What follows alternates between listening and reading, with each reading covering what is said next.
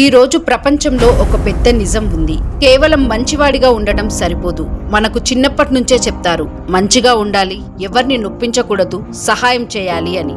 కానీ వారిని ఒక ప్రశ్న అడగండి, మీరు మంచివారే కానీ బలహీనంగా ఉంటే ఈ ప్రపంచం మిమ్మల్ని కాపాడుతుందా అని.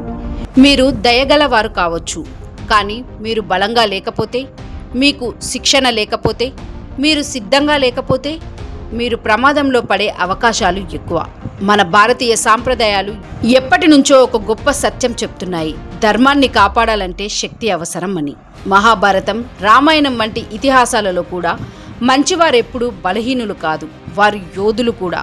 వారు శిక్షణ పొందినవారు, వారు సిద్ధంగా ఉన్నవారు. ఈరోజు ప్రపంచం మరింత కఠినంగా మారింది.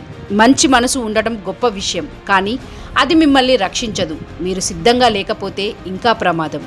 ఇది హింస గురించి కాదు, ఇది సామర్థ్యం గురించి. మీకు ఉండాల్సినవి శాసనం, డిసిప్లిన్, మీ జీవితాన్ని నియంత్రించడానికి, జాగ్రత్త, అవేర్నెస్, ప్రమాదాలను ముందే గుర్తించడానికి, ఆత్మరక్షణ, సెల్ఫ్ డిఫెన్స్, అవసరమైనప్పుడు మిమ్మల్ని మీరే కాపాడుకోవడానికి, మానసిక, శారీరక బలం, మెంటల్ అండ్ ఫిజికల్ స్ట్రెంగ్త్, ఏ పరిస్థితినైనా ఎదుర్కొనే శక్తి ఉండడానికి. ఒక సమయం వస్తుంది, మీరు మీ కుటుంబాన్ని మీరే మిమ్మల్ని కాపాడుకోవాల్సిన సమయం. ఆ సమయంలో మంచివాడు అని ఉండడం సరిపోదు, సిద్ధంగా ఉన్నవారే నిలబడగలరు. ఇప్పుడు సమయం వచ్చింది, కేవలం మంచివాడిగా ఉండడాన్ని ఆపండి.